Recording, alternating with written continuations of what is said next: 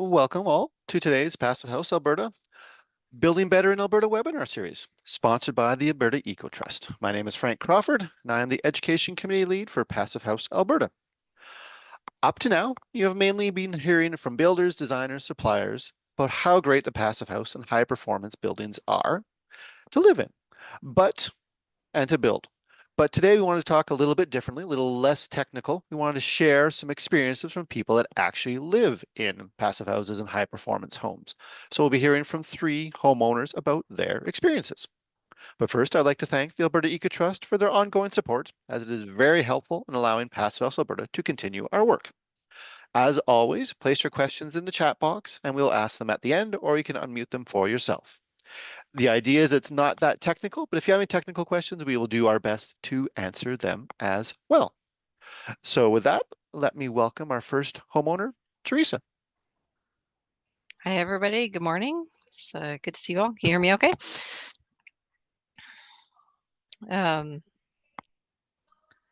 Okay, great. Yeah, so I live in a 1950s split level. So our project was a renovation project, so a deep energy retrofit. I actually had been thinking about deep energy retrofit when we were looking for houses. So I was looking for houses that were kind of stretched on the east-west axis and not too many windows on the east or the west, and most of the windows on the north or the south, to give us a good start at going in that direction.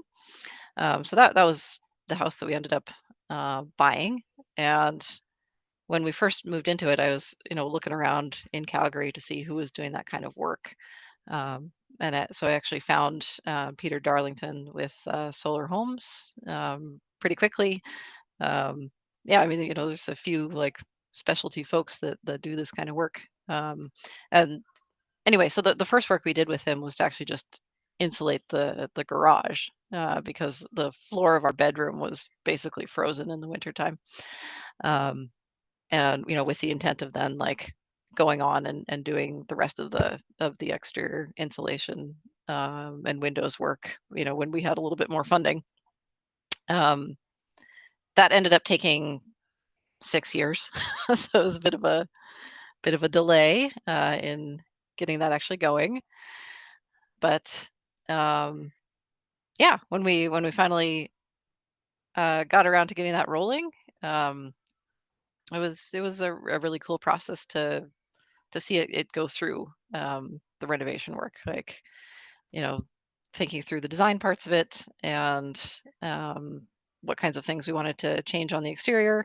I actually really hated doing all of the color choice piece of it, but I think it came out looking pretty well. Um, yeah, and then the crew actually worked through the winter on the renovation work, which was uh, very interesting because we got to experience having half of the house insulated at a time, because they did it was a split level, so they framed and insulated the upper part of it first. Or I mean, they were working along with framing, but the top part of it got blown in the insulation. So there was like 2 weeks when we had half of the house was really comfortable and the other half frozen. um, so I got to actually experience like a half and half during the renovation process. Um, yeah, so what we did, uh, what we did to the house was, all of the windows and doors got replaced, and we basically built a new wall onto the outside of the existing house. There was a little tiny bit of asbestos in the stucco on part of the house, so we did an encapsulation job where we just like didn't touch that stucco. We just left it there and built the new wall to the outside. And then it's blown in cellulose insulation and new siding on the outside of it. So um, yeah, I mean it, in its form, it looks pretty much the same as it was before, but like refreshed. And we added a cover over the front door because I was tired of the snow blowing in my front door. Um, so yeah, we got yeah, that we did a little bit of an architectural update, to add a cover over the front as well. Yeah, so I mean, all in all, like I am just very pleased to have gone through that process. I used to put on my snowsuit to work in my office because it was just so uncomfortable to be like sitting and working at a desk in a space in the wintertime in that house. And that's even with, keeping the like it wasn't like we had the thermostat turned down really low. It was just um, having a house with like partially uninsulated walls and all the air leakage and everything. It was it's just uncomfortable to be living in. And now like you just don't feel cold to the walls anymore. So that is absolutely my favorite part about the experience of living in it. Um, yeah, just like having that like temperature neutrality of being in the space. Um, I had a question. Yeah, what's different than living in a previous code minimum house? Yeah, it totally feels different.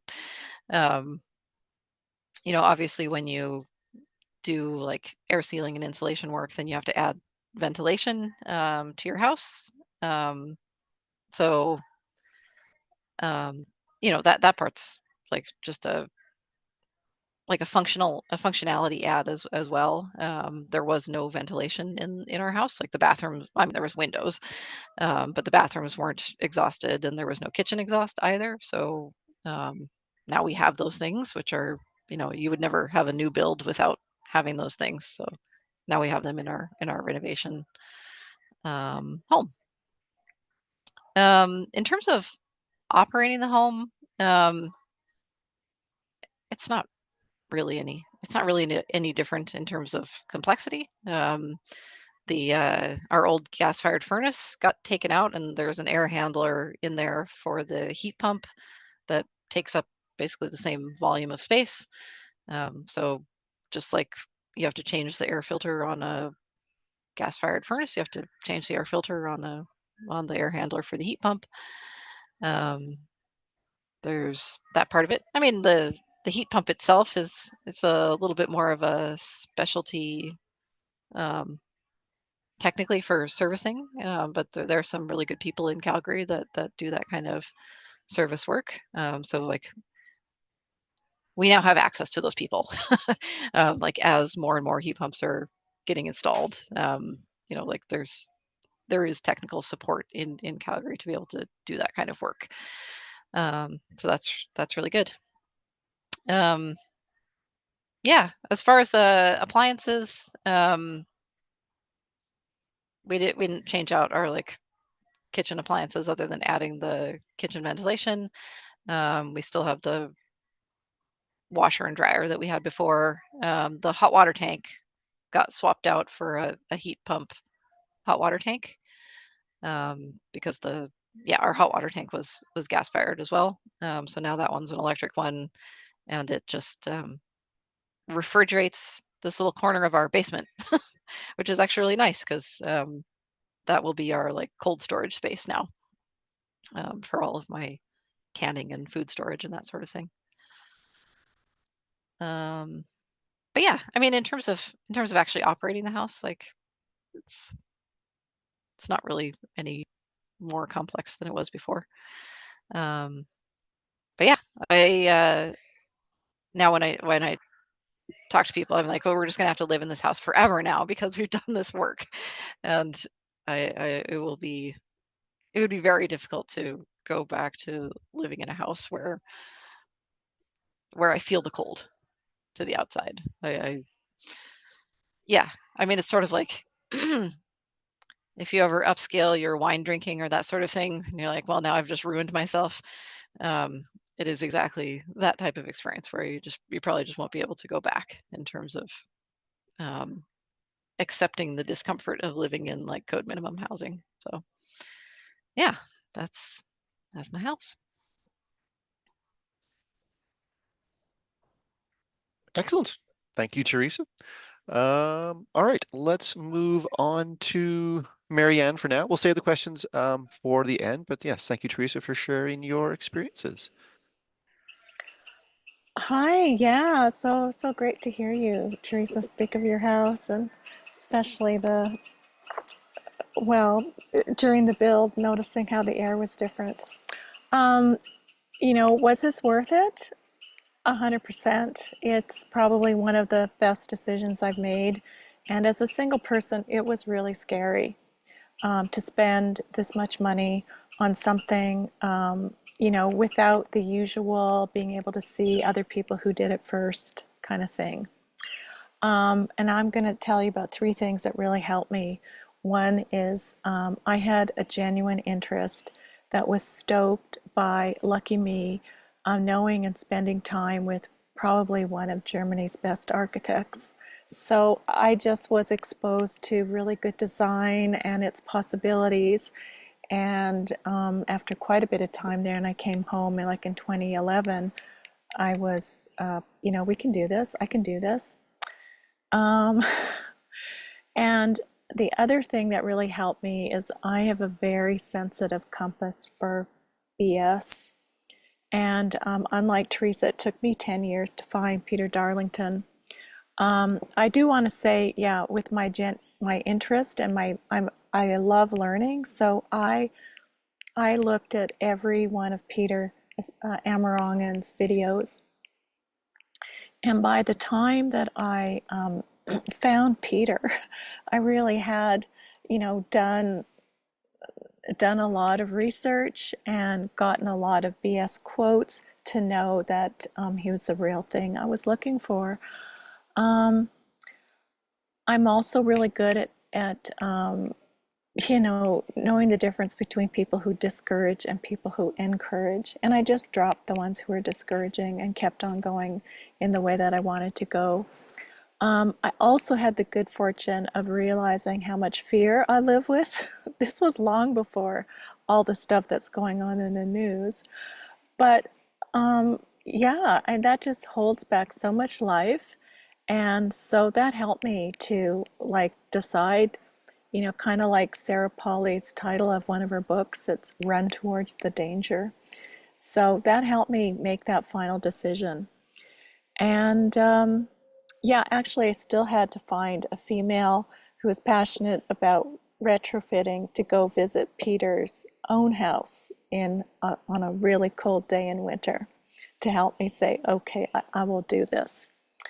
Um, and, you know, I guess the first few days I was still a bit scared. I kind of was, they were singing on the outside and I was in the inside, like yelling really loud. I hope I haven't made a big mistake.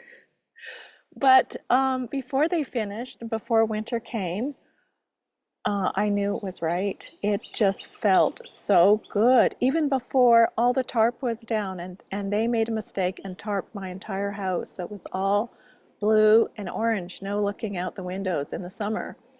But I could feel I was on the inside and the weather was on the outside. And it is so different than being in a house. I would say the usual houses around here are like your body's trying to grab heat as it rushes past you to the outside. It's just not comfortable. Um, so in my bones, I knew that was a good thing, and it sure lowered my heating bill. Then the next step was upgrading the heat source, and that came a lot quicker than I expected when my 10-year-old high-efficiency furnace died, and the repairman said I could spend $2,000 to find out if it was the motherboard or not. So I spent 200 on two extra space heaters, and I bought 5 thermometers and did a lot of research on the heat pumps. And Isaac at AirTech gave me a lot of time, and it was COVID, so he said he was home, he couldn't go to the office, it was fine. We went over gigajoules and heat pump models and probably a lot more data than the manufacturers provide and how they perform in different temperatures in Calgary. And I was home too during COVID, and with all the monitoring and the confidence that increased confidence I got because I could see how my house performs without central heating. I shut off that gas furnace in spring, and in November I had the heat pump. And then by the time I got the solar, so my house is a net zero deep retrofit. By the time I got the solar, if you look at the cost of the solar on the denominator and assuming 25 years of the first year of savings, I made 70% return on that solar, 70%. So the building envelope is the most important thing as far as I'm concerned. And it is important to reduce the energy we need. And I'm really hoping that federal and local governments will come up with something for low and middle class incomes to retrofit. My house is, I'd say, upper middle income. It was our family home, and I think everyone can afford it. It just means not spending money on other things. This year I gave up my 2002 Golf Standard, which was hard to do because I love driving it. But I bought a plug-in EV, and now I'm driving on pure sunshine. I charge it when there's no fixed costs on that probably $1 or $2 cost. Yeah, I get 90 kilometers in the city on pure EV. I haven't changed over my appliances, so I still need to do that research because I think my stove's going to need it. I had a Finnish couple here in the summer, and they also put a building envelope on their sprawling 5-level home, family home by a lake, and that heats with wood. And they were just remarking that it's not possible to describe the difference in comfort. You just would never know it, and it is tough to describe. I'd say there's something in me that is just a total ease in knowing, in the consistency of the temperature. Like my body doesn't have to, it's not taking in huge differences in temperature and drafts. And it's not complicated. And actually my heat pump for the hot water tank probably saved me a lot because it has this little wire that goes to the floor, and there was some kind of leak going on, and so it alerted me, and I probably would have had a mess. But you know, the city came out and fixed it. So that was kind of good. And actually I had AirTech show me what to do for like annual maintenance. And on my particular heat pump, it's just taking the hose on a soft spray and just lightly dusting it once a year, like really easy at no cost.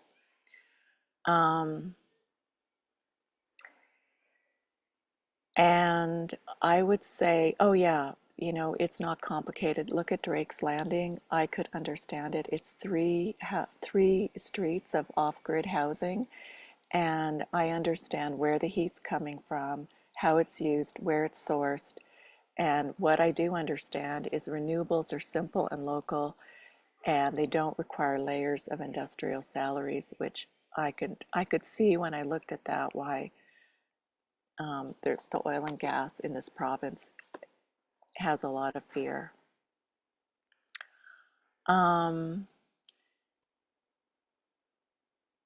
Very lastly, oh yeah, I would say look at the whole. That's really important. I looked at the whole of what I wanted, and I didn't spend any money going off in a different direction. And I'm in a neighborhood that wants single family homes only, and I'm not a single family, I'm a single person. So I really don't fit the mold, but I love where I live, and I do worry about who would buy this house after me because I don't really trust the mainstream values, and I wouldn't want to be in another usual gas-fired home. But I'm grateful, and I'm happy and good where I am. So I hope I didn't take up more than 10 minutes. Nope, you're perfect, Marianne. Okay. Thank you very much for your thoughts and experiences.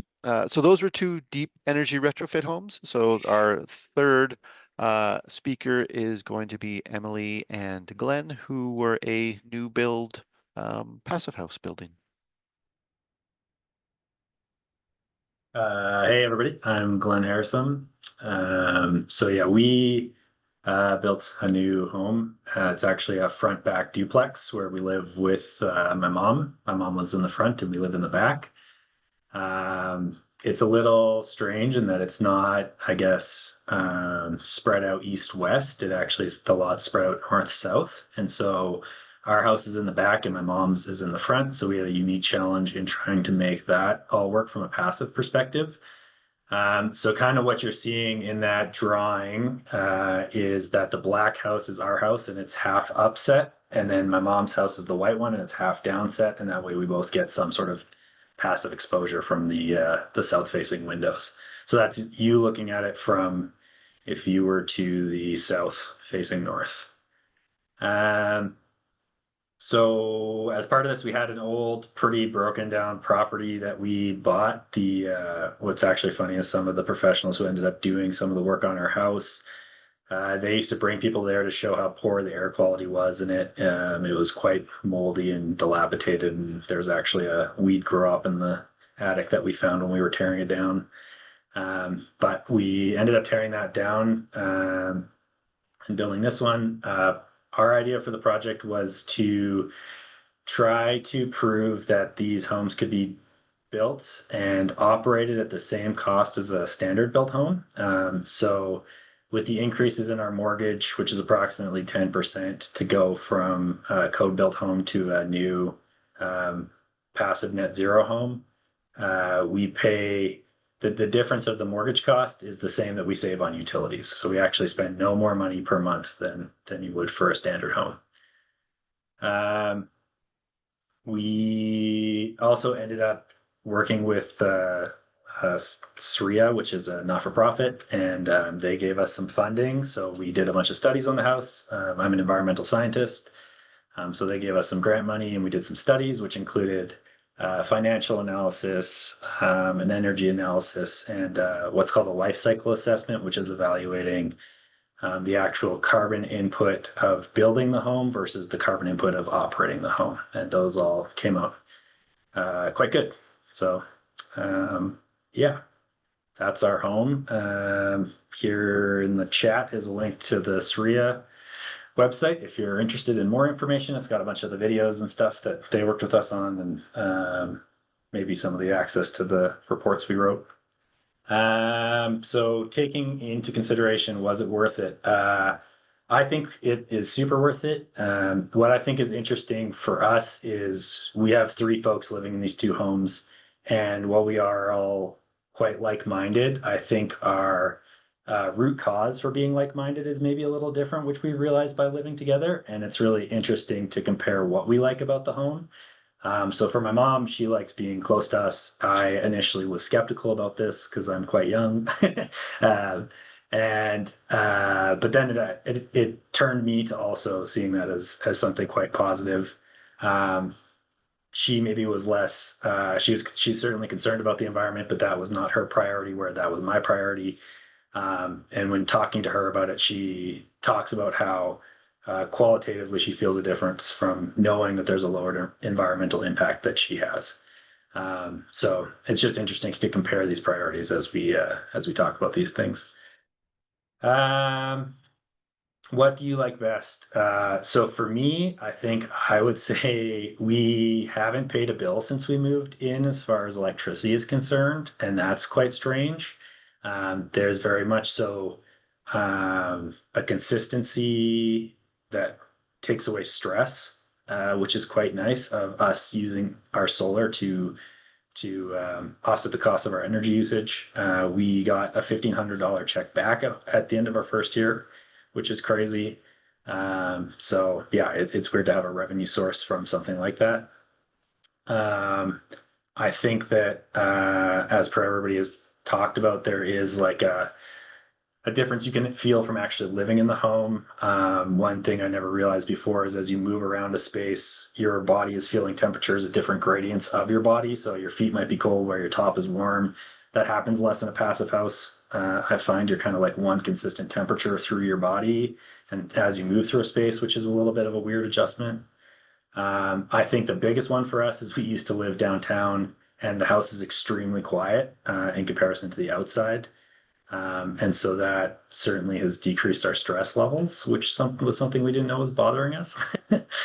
And then I think the actual knowledge that we are doing something that is in line with our values. When I quantified the reduction in our overall environmental impact, it is somewhere around like a 30 to 40% reduction in our personal environmental impact. So fairly significant with no cost to us. So I think I also touched there maybe what was different than living in a previous Codeman home. The other thing I guess I would say is we lived in a 1930s home prior to this, and I have some sensitivities to whatever is in those homes from an air perspective. And I don't find my air quality, like the air quality is so good in the home that I never have these respiratory things that would randomly pop up when we lived in those homes, which is quite nice. I'd say that part of it came with some oversight from us. When we worked with Homes by Sorensen and Frank to build this home, and the one thing we didn't understand was that some of the paints that were utilized, there's different specifications, and maybe the building industry isn't as used to those as we thought they might be, and so. Initially, we had some VOC compliant paints versus no VOC paints, which got put in the home and we had to get things stripped. And so there's some oversight there from us, but now super good air quality, which is great. Is it more or less complicated to operate your high performance home? I would say it's exactly the same, but there is like a little bit of an adjustment period. I think the complexity is the same, but an adjustment period is maybe needed a little bit. So for example, we don't really operate a furnace. We don't have a furnace. We purely have space heaters in our home. So our back home has one space heater, an electric space heater. The front home has an electric space heater, and then we have a sand and heat pump hot water tank. The difference would be that we utilize the windows to cool the space if at certain times of the day or night, which was pretty standard to how we did things before. Now we have a space heater we turn on during the winter and it kind of auto turns on or off just like a furnace would. And then I think the only difference for us is there is a humidity control on our HRV system, which is the thing that breathes the house. And so finding the right adjustments for those humidity controls really helped us from a comfort perspective in the home. I would say that's the only thing maintenance wise that is different for us. Appliances, we have all new electric appliances. The whole house is electric. There's no gas run. So induction is crazy and I don't understand how the science of it works. And people have tried to explain it to me, but I still don't understand fully. But it is pretty crazy how fast water heats, and that's cool. I think so. We have induction stovetops. We have hood vents that are built into our islands, and they breathe internally into the house and filter through a charcoal filter. We have a condensing dryer in the basement, and that adds heat to a specific part of our house, which we kind of use for temperature control. It's kind of isolated from the rest of the house. Yeah, I think that's it. Otherwise, it's just kind of standard high performance appliances you could buy at any kind of standard place. Nothing crazy. Comfort improvements. So one thing that I think is interesting about our home is because it's north-south facing, we have kind of like a stacked flooring system, and our one floor on our back of our house is hidden from the sunshine because it's behind my mom's house. We made the second floor concrete as well as the top floor, but that probably wasn't necessary because it doesn't really have any thermal or exposure to windows. And so that can make that space, I don't know, just maybe like slightly less comfortable than it would be if we had put carpet or wood down there. But it's certainly not uncomfortable. I just would have maybe put wood or carpet in the spaces that don't have direct sunshine. But that's probably it. And could we live in a code minimum building ever again? I don't think I could. Emily is shaking her head no. Um, yeah. When we go to my dad's house, we just complain about how hot or cold it is a majority of the time and have a hard time sleeping. And yeah, I guess that's our evidence of that. So that's probably it for me. Alrighty, Emily, did you have anything you wanted to add to what Glenn said, or you covered most of No. it? Yeah, I think he captured it all. I think like the biggest thing for us was just that the overall comfort was like a lot. I also grew up in like a really old house too, and just when I go visit my parents, the difference between our house and their house is significant. So, yeah. Excellent. Yeah, it's I didn't prompt you with anything. It was great to hear that the comfort benefits and it was worth it for everyone. So thank you for that. So yeah, we now have plenty of time left for some discussions with the attendees or the rest of the group. So if you have any questions, please put them into the chat or feel free to unmute and ask. We can try to get technical. I do see some of the builders lurking in the chat room. So if you want to get technical, feel free to. And yeah, if you want to just talk more about experiences and such, then feel free to ask away.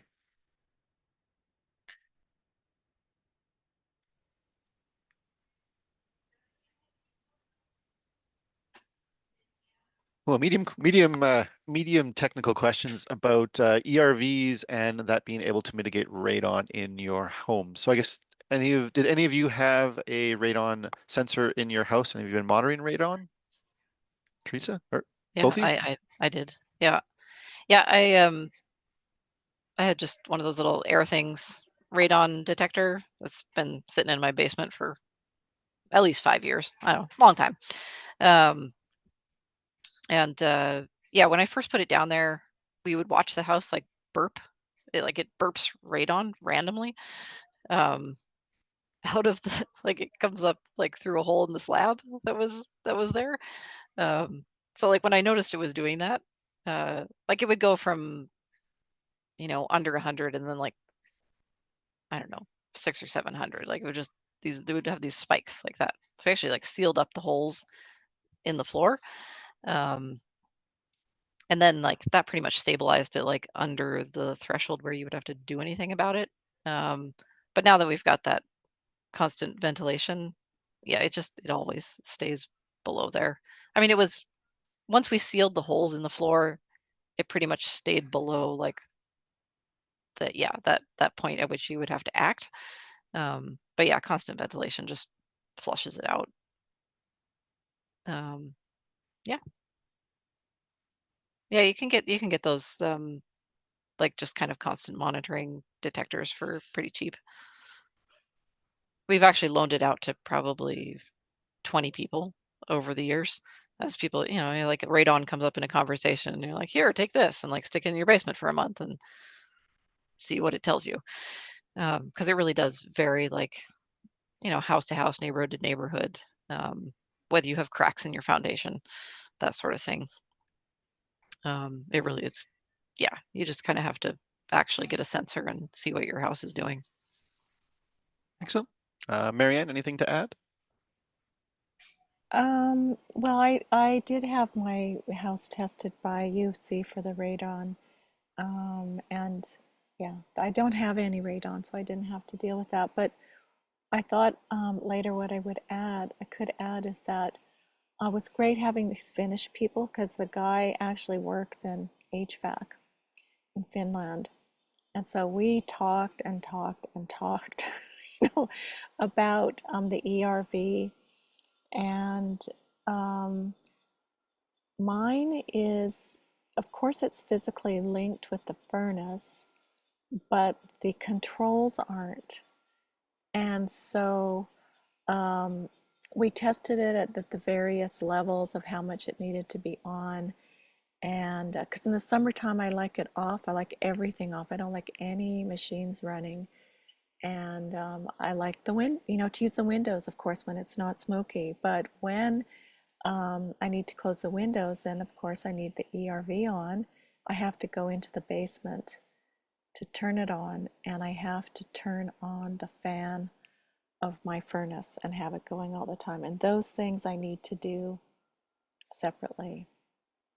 I think some people may have, maybe it's more current systems are a little bit easier for that part.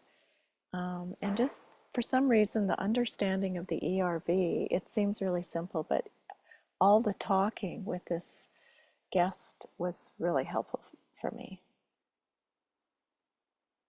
Excellent. Yeah, the general principles are that with the increased air tightness of a passive house and high performance home combined with the continuous mechanical ventilation that is always flushing it, that the radon is generally lower.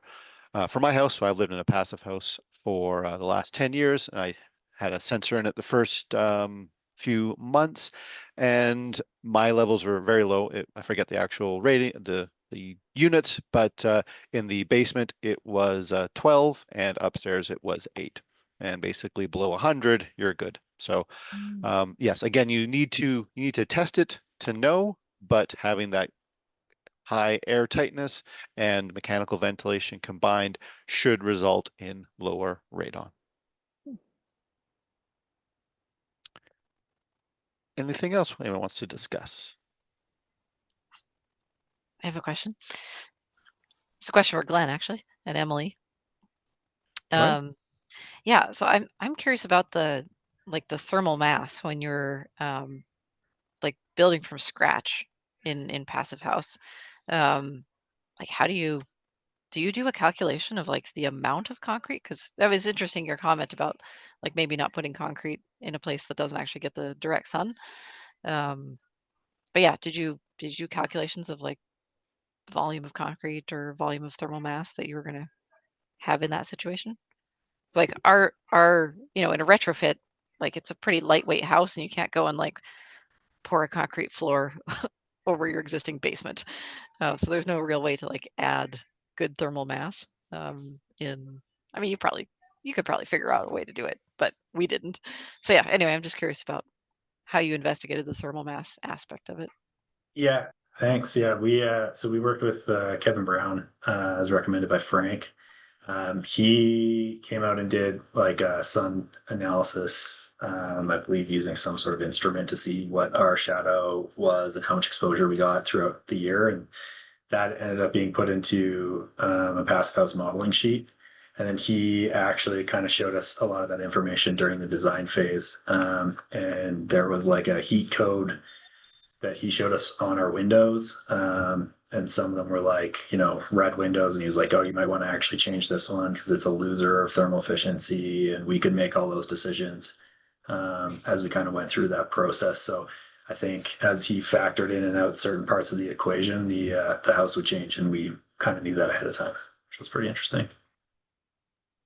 And I think like Glenn's point to the concrete being on the second floor for us, or sorry, I guess the main floor for us, where we don't actually have any south facing windows, was more of like a aesthetic thing for us because we just really liked that kind of industrial look. And for the purposes of like his mom's main floor, even though the floors aren't connected, just for like ease of pouring one floor that way. But yeah, I think like we hadn't really considered the implications of having concrete in those spaces, but it definitely was necessary for his mom's front floor, so like front space, so we just continued it into the additional like our back spaces as well too. So Interesting. Yeah, I mean, it looks great in the pictures. I Yep. do love that. Yeah, polished concrete exposed floors, they're beautiful. Yeah. We can't Yeah, really so- feel like a air temperature difference, I'd say, but like when you're walking around barefoot in the areas without that direct window exposure, you can kind of feel it on your feet. So We covered the bedroom with like a carpet, covered it. Yeah. Yep. Yeah, thermal mass is basically anything that's inside the envelope that is heavy. And yes, it does work best if it sees that solar gain, so it can absorb the heat, store it, and then release it later. And yes, the PHPP energy model, which was used on Glenn's project, does account for those thermal mass properties within the overall energy use of the building. Other types of energy models account for it to a lesser degree. Anything else? Anyone want to ask maybe clothes dryers? I know there's been some concerns maybe that the condensing dryers don't work as well. I've heard that before. Anyone want to kind of talk to those myths, those that have the condensing dryers? Yeah, we have a condensing dryer. I find I think I've been using it for so long, like 4 years, I don't really have a threshold of how fast clothes should dry. I would say like if it's a full load, it takes about an hour and a half to dry. But the benefit for us is that his mom's HRV, it intakes from that room, so it's actually stealing the heat from that room to provide heat to the rest of the house for her. So when she has her HRV running in the wintertime, it's just like an additional heat gain for her. Probably small, but it's something. Or she'll open the door from the laundry room, because our laundry room is shared on each side. So yeah, they work. It just maybe takes a little longer than a conventional dryer would take. But again, I don't have a threshold for how long it should take anymore. So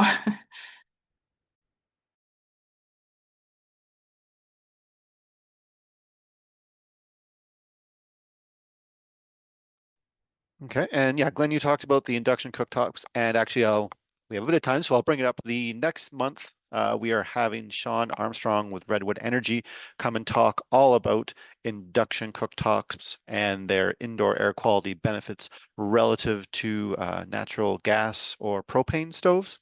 So hopefully, again, we're trying to broaden the interest to not just the really technical items, but some of the more actual living in and health benefits of high performance homes. So yeah, you can come back next month to learn more about that. But yeah, Glenn, I guess you talked a little bit about it, and Marianne and Teresa, I believe you just have electric resistance cooktop. It's not induction, correct?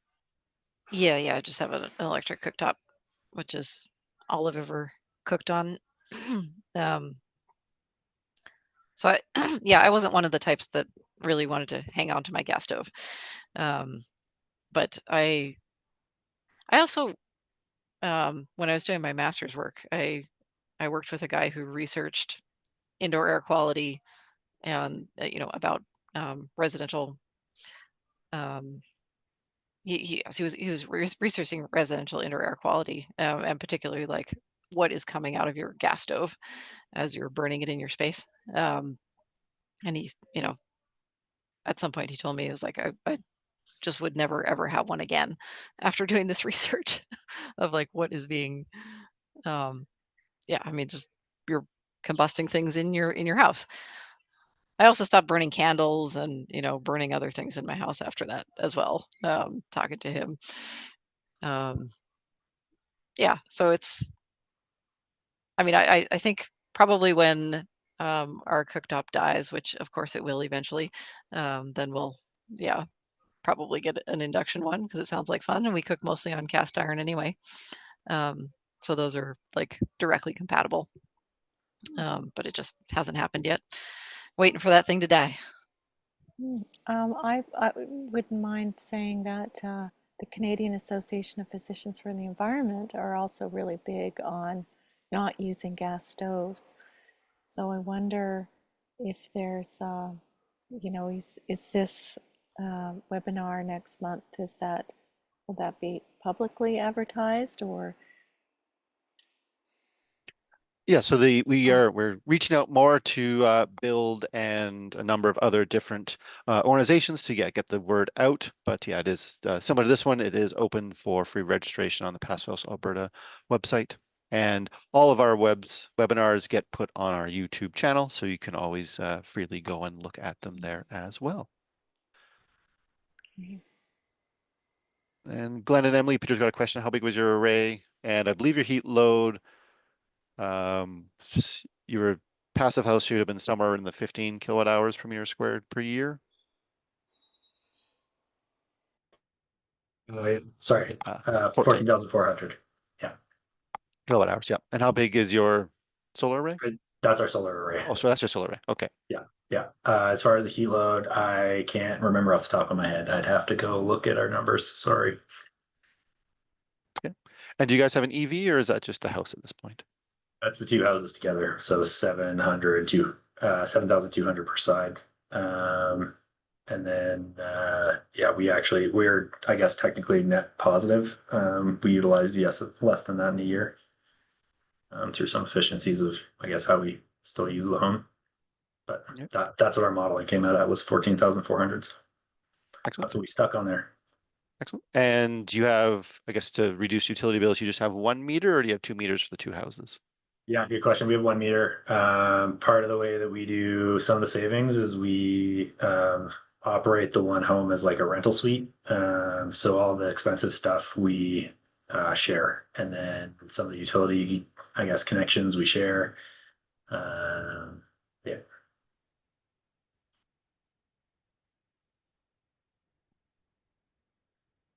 Excellent. Just looking through, we still got about 10 minutes left. So yeah, any other questions, feel free to unmute. I guess maybe for the retrofitters, how long kind of was the process? And I guess Mary, you did more of a all at once, whereas Teresa, you did it over a number of years. Maybe talk, I guess, a little bit to those processes. Yeah, I mean the the initial insulation work that we did on the garage, which was really just to like in a split level, they have these garages with bedrooms above, so it's sort of part of the air. It's like shared airspace. It's not supposed to be shared airspace, but it does share airspace, like when it's not isolated, air sealed from the rest of the house. So that was, I don't know, it took a couple of weeks because it just went and, like, demoed the ceiling and sealed it off from the rest of the house, and then like redid that. So that was pretty quick.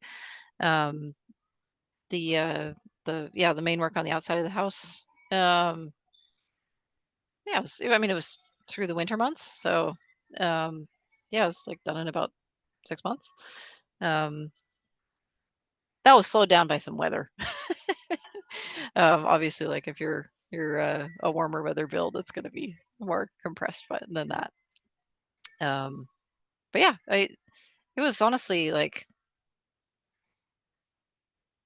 non-invasive, because the work is really happening almost entirely from the outside, which is great. So it's like we lived in it through the whole thing. The people had to come inside to like actually do the windows part of it. But other than that, like, yeah, the work is happening from the exterior. So I don't know, it was non-disruptive, like as much as it.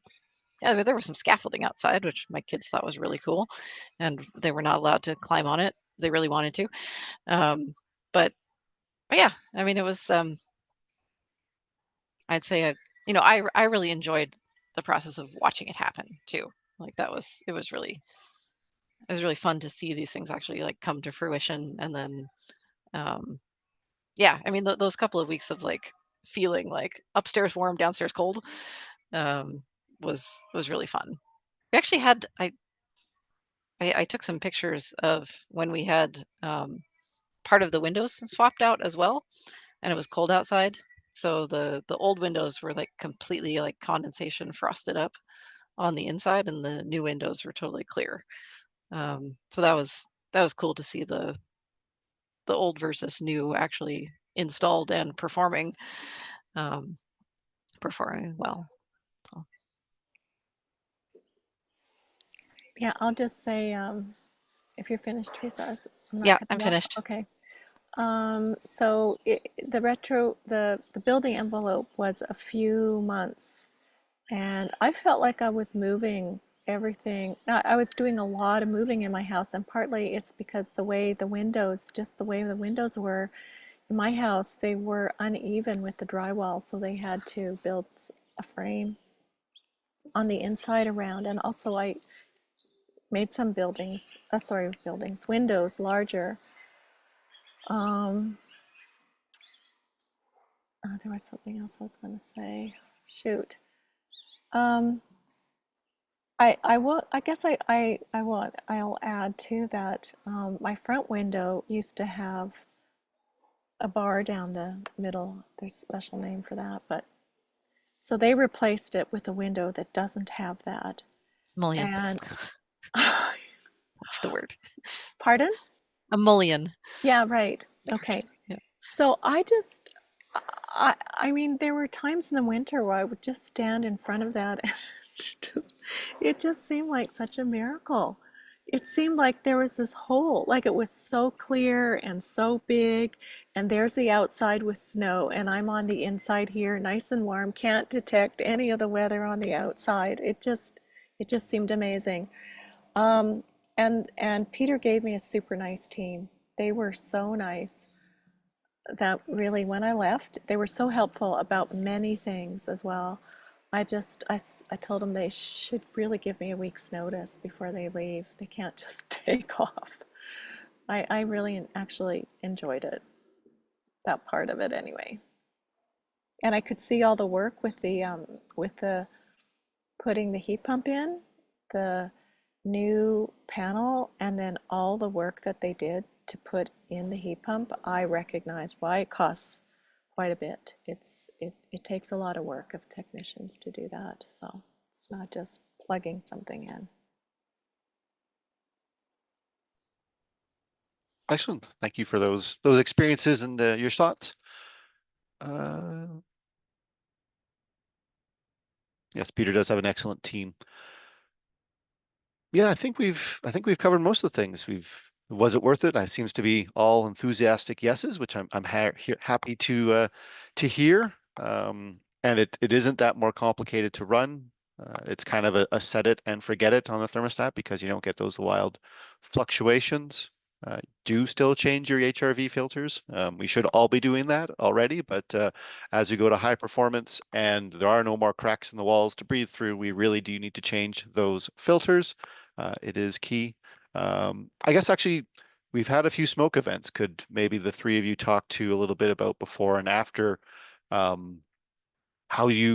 there any difference before in a code minimum house to your high performance house, being able to close the door and either impacted or not impacted by smoke?